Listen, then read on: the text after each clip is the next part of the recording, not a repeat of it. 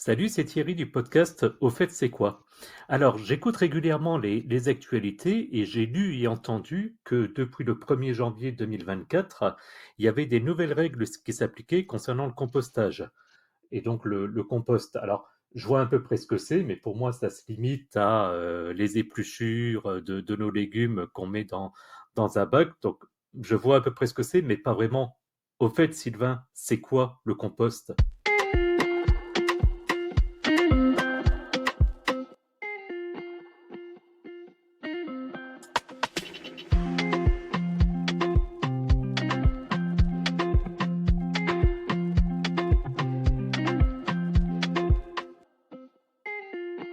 Salut Thierry, salut tout le monde, c'est Sylvain du podcast. Au fait, c'est quoi? Alors, le compostage, j'ai fait mes petites recherches, donc je vais t'expliquer un petit peu en quoi ça consiste en plus des épluchures. En gros, le compostage, c'est un processus de décomposition naturelle des déchets organiques, donc effectivement, tels que les restes de table, les feuilles mortes, les déchets de jardin, etc. Il y a pas mal de choses.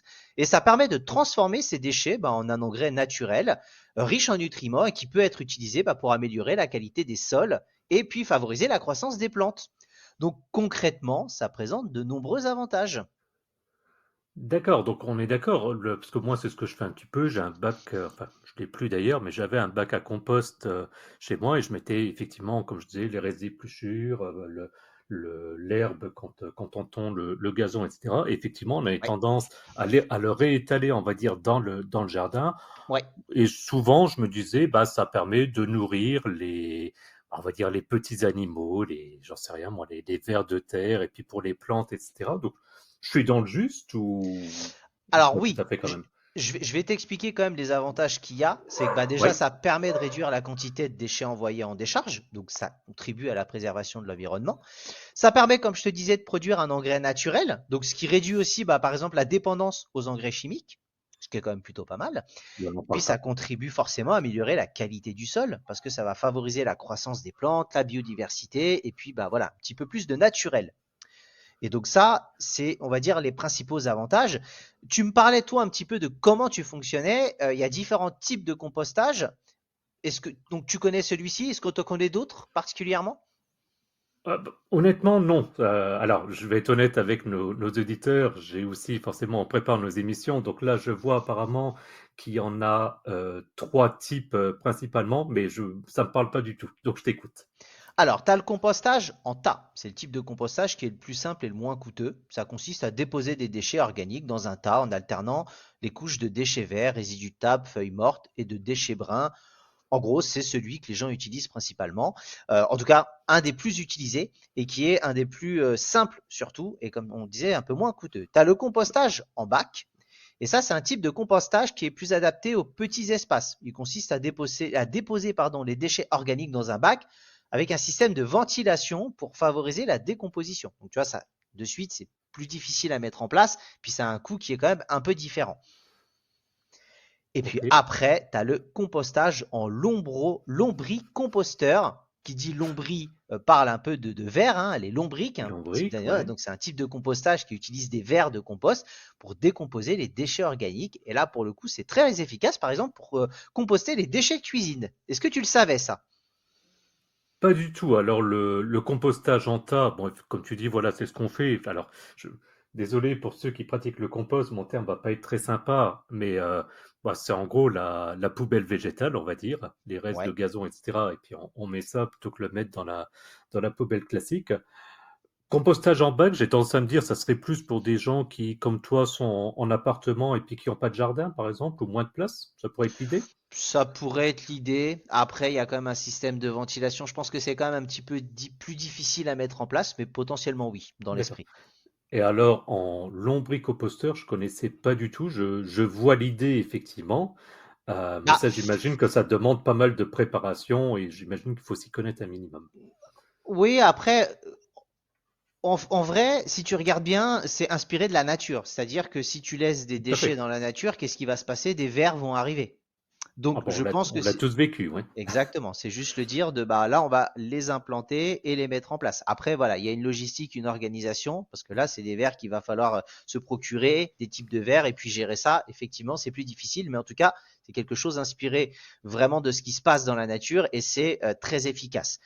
Euh, pour commencer à... Et donc Oui. pourquoi l'un ou l'autre alors? Parce qu'il y a trois sortes, mais Bah, j'imagine que tu t'es posé cette question un peu, pourquoi l'un, pourquoi l'autre? Et puis si on démarre ben, dans le compostage, qu'est-ce qu'il vaut mieux faire, etc.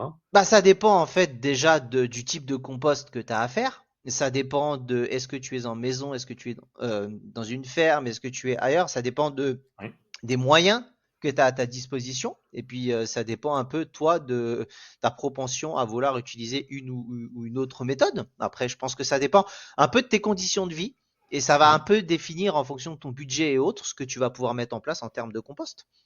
d'accord. Il n'y a pas vraiment spécifiquement de règle qui dit il faut faire ci ou ça, hein. Ça dépend un peu des gens. Et puis il y a des gens, tu sais, qui vont être très nature et qui vont se dire bah tiens moi le lombricomposteur j'ai envie de le tester, je trouve ce sera plus naturel. J'ai surtout des déchets de cuisine, ça peut être intéressant. J'ai la place pour le faire, j'ai les ressources et la logistique pour le mettre en place. Là je rentrerai pas dans plus d'explications que ça. Non, non. Et donc, supposons maintenant, bah, nos auditeurs nous écoutent et se disent, ah chouette, bah, j'aimerais bien démarrer dans le compostage. Du coup, tu as quelques conseils à donner? Exactement. Déjà, vous pouvez trouver les informations sur les types de compostage sur le site de l'ADEME, A-D-E-M-E. Je vous épelle pas, vous irez juste voir directement et vous avez pas mal d'informations, quelques petits conseils. Utilisez de préférence des déchets organiques frais et humides. Évitez Mhm. d'utiliser des déchets qui ne se compostent pas, tels que les viandes, poissons, graisses, produits laitiers, plastiques, etc. Ça paraît Oui. bête dit comme ça, mais Ouais, c'est mais un vrai tri qui est à faire, hein. On se rend pas compte, mais au quotidien, on a tendance à tout mettre. S'il y a quelque chose qui n'est pas censé être là, ça va gêner le processus de compostage. Aérez régulièrement votre compost. Pourquoi? Parce que ça va favoriser la décomposition. forcément, parce que c'est des phénomènes biologiques, donc il faut qu'il y ait aussi de l'oxygène qui vienne, etc. D'accord. Et donc, comme je disais dans l'introduction, donc il y a eu apparemment enfin pas apparemment, il y a eu des changements un petit peu de règles au 1er janvier 2024. Donc, est-ce que tu pourrais nous résumer un petit peu qu'est-ce qui a été décidé? Avec plaisir. Pour être tout à fait honnête, l'émission d'aujourd'hui, c'est parce qu'on a entendu qu'à partir du 1er janvier 2024, il y a des règles un peu plus précises et on s'est dit, autant en parler, c'est d'actualité et ça va nous faire un épisode. Donc effectivement, au 1er janvier 2024, le compostage devient obligatoire pour tous les particuliers en France. Cette mesure, elle est inscrite dans la loi anti-gaspillage pour une économie circulaire de 2020 et qui vise en gros à réduire la quantité de déchets envoyés en décharge et à produire un engrais naturel. Donc pour mettre en œuvre cette obligation, les collectivités territoriales, ils doivent proposer à leurs habitants une solution de tri des biodéchets. Et cette solution peut prendre la forme d'une collecte en porte-à-porte, de bornes de collecte ou de lombricosteurs collectifs. D'accord. Donc, les trois sortes que tu avais expliquées précédemment. Exactement. C'est quelque chose où on a décidé de l'incorporer dans la loi et dans notre utilisation quotidienne. Alors je sais que les mairies ont un certain temps avant de le mettre en place. Tout ne peut pas être mis en place de suite, mais en tout cas, ils doivent proposer et trouver des solutions. En gros, le compostage, comme on le disait, hein, c'est le processus de décomposition. Donc voilà, en 1er janvier, c'est ce qui s'est dit. Et maintenant, il n'y a pas pour le moment plus de détails. La seule chose, c'est que j'invite moi les gens le plus possible à le mettre, à l'utiliser, à penser à trier. Alors oui, c'est chiant parfois, il faut le faire et puis on ne sait pas trop quoi mettre et où le mettre. Mais voilà, si les collectivités demandent de le faire, c'est que c'est quand même important. Est-ce que c'est pas plutôt sympa de, quand même de préserver les déchets et puis nos sols et puis d'avoir des engrais naturels plutôt que des engrais chimiques? C'est quand même Alors, moi, je plutôt vais être dans tout à fait l'esprit. honnête, j'ai pas une fibre naturelle, écologique, etc. Mais ça n'empêche pas qu'effectivement, si on peut faire quelque chose, et effectivement, l'exemple du compost, c'est tout aussi bien. Si on peut avoir des solutions simples à disposition pour les différents déchets dont on a parlé et faire finalement, j'ai envie de dire, un troisième type de tri. Aujourd'hui, on a les poubelles classiques, on a, en tout cas chez moi, on va dire le recyclage. Et puis effectivement, tu as tes déchets verts, etc. On ne sait pas forcément quoi en faire. Si c'est bien organisé, évidemment qu'il faut le faire. Il n'y a pas de raison, en tout cas, de ne pas le faire. C'est ça. Et puis, tu sais, par exemple, les biodéchets organiques, tels que les restes de table, les déchets de jardin, les coquilles Hum, d'œufs, les marcs de café, par exemple, ça représente environ un tiers des déchets ménagers en France. ouais, bien Donc, sûr. on se rend compte qu'effectivement, si on veut être amené à faire bouger les choses, c'est tout un tas de petits efforts collectifs qui peuvent servir pour quelque chose de plus grand, de toute façon. Alors c'est vrai que si chacun dans son coin se dit oui, c'est pas moi tout seul qui vais tout changer, évidemment, mais à un moment, il n'y a pas que ça, hein, les sociétés, les collectivités, les agriculteurs, tout le monde doit mettre la main à la pâte. Mais si déjà au niveau des particuliers, on peut avoir des choses à mettre en place, parce que nous, nos générations, on n'est peut-être pas encore à cette propension écologique pour tout le monde, mais si on habitue nos enfants et que dans plusieurs générations, pour nos enfants qui n'ont connu que ça, c'est totalement naturel, je pense que ça peut préserver beaucoup plus. Il y a une vingtaine d'années, on faisait pas le tri avec le papier, les cartons, etc. Et maintenant, c'est devenu un réflexe. On a, je pense, quasiment tous une seconde poubelle, on va dire, pour ces genres de choses-là. Effectivement, une troisième, ça se fait dans beaucoup de pays d'ailleurs, hein. Je le dis suffisamment dans les épisodes. Moi, je travaille au Luxembourg. C'est quelque chose qui est très ancré au Luxembourg, par exemple. Exactement. Voilà en tout cas pour les recherches que j'ai trouvées. Alors, je suis sûr que tu as trouvé d'autres trucs parce que Sylvain, tu vas pas me faire croire que tu as préparé un épisode sans avoir trouvé des anecdotes. Alors oui, j'en ai trouvé bien évidemment, parce que tout le Ah, monde attend cette rubrique-là. Pas facile de trouver les anecdotes sur le compostage, pas le truc qui vend du rêve non plus. En gros, j'ai quand même trouvé des anecdotes sympas. Déjà, c'est une pratique ancestrale. Sache que les premières traces de compostage datent de la préhistoire, et puis tu en as même trouvé chez les Égyptiens, les Chinois, les Grecs. Je vous expliquerai pas comment, mais c'est juste pour vous dire que voilà, il y avait déjà des notions de tri depuis très très longtemps. intéressant. On a vu, bon, effectivement, que c'est une pratique écologique, voilà, c'est une pratique aussi économique, hein. On en a parlé un petit peu tout à l'heure, mais ça permet de réduire le coût de collecte de traitement des déchets pour les communes, parce Bien que sûr. mine de rien, ça a un coût, et de produire des engrais gratuits, donc ça peut jouer également sur toute l'économie locale, nationale, territoriale, de tout ce que tu veux, mais c'est toujours une bonne chose. C'est une pratique qui se développe parce qu'en 2022, par exemple, 15% des ménages français compostaient leurs déchets. Alors, 15%, tu vas me dire, c'est beaucoup et peu. Les gens se feront l'idée du chiffre. Mais quoi qu'il arrive, 15%, c'est beaucoup plus qu'il y a quelques années. J'ai pas réussi à trouver de chiffre précis, mais on était en dessous des 5% il y a plus de 10 ans. Enfin, vraiment, c'était un écart conséquent. Ce serait intéressant, suite à la loi, de refaire une analyse dans 1, 2, peut-être même 5 ans, mais de Oui. voir à combien on est au niveau de ces 15%-là. Le compostage, ça peut être considéré un peu comme un mode de vie qui peut être pratiqué par tout le monde et peu importe où on est. Donc maintenant, on essaye d'adapter ça aux appartements, aux maisons, aux collectivités. C'est vrai que souvent les appartements, c'était pas spécialement, t'as pas forcément un compost chez toi, mais si des choses sont mises en place, ça peut être sympa.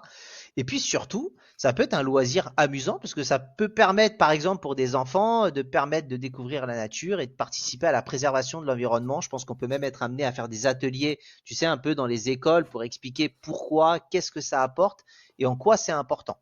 Et puis ça reste par définition quelque chose de très naturel. Je suis pas étonné qu'il y ait eu des traces en préhistoire. À mon avis, ils ont dû découvrir que en faisant ce qu'on appelle aujourd'hui du compostage, que derrière, au niveau de la production végétale, ça poussait mieux ou ce genre de truc, à mon avis. Exactement. Et la dernière anecdote, Cocorico, parce que elle est en Essonne, en Île-de-France, d'où je viens. En 2023, tu as une famille de l'Essonne qui a remporté un concours de compostage, sache-le, et la famille a composté en gros 100 kilos de déchets en un an, soit l'équivalent de 200 repas. Et c'était tes parents. Et c'était pas mes parents. Ah zut. Mais écoute, voilà, j'avais envie de mettre un petit peu en avant mon département. Donc voilà, c'est ma petite pub à la fin. C'est pas quelque chose que j'ai cherché dans les sods. En recherchant, je suis tombé sur ça. Je me suis dit, il faut que je finisse sur ça, bien évidemment. Ça marche. Eh ben, merci beaucoup Sylvain pour tes recherches. J'espère que ça a plu à nos auditeurs. En tout cas, moi, ça m'a bien amusé de faire cet épisode. Comme je l'ai dit, c'est toi qui as préparé et j'avais pas fait de recherche de mon côté. Et du coup, j'ai appris plein de trucs, donc c'est cool. Merci. Eh ben moi aussi, écoute, j'ai réussi à apprendre qu'il faut réussir à faire de quelque chose d'utile mais chiant à expliquer, quelque chose d'intéressant, tu vois, c'est tout un art. Je me suis un peu senti, tu sais, comme dans C'est pas sorcier là, Jamy et tout, à expliquer. Mais dis-moi, ben écoute, le compostage, c'est ça, voilà. J'espère, j'ai mis du ton et du rythme pour essayer de vous faire un peu vibrer avec le compostage. En tout cas, retrouvez-nous après le générique de fin pour différentes infos complémentaires.